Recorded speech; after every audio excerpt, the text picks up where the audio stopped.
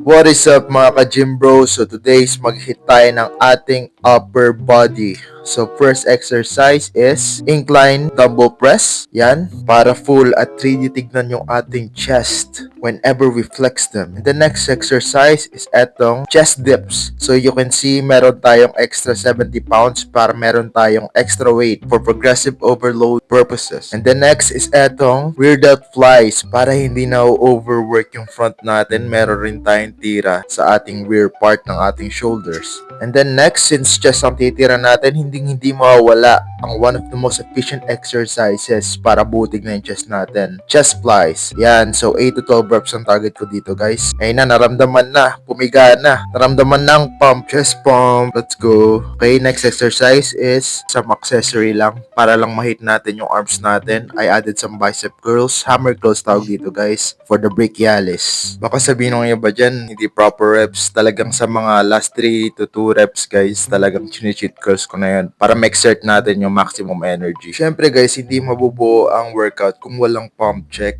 Yan ang damage natin, guys. Sa panahon ngayon, dito na talaga ako nagiging masaya pag check yung pump ko, guys. Yan, sideways. Let's go!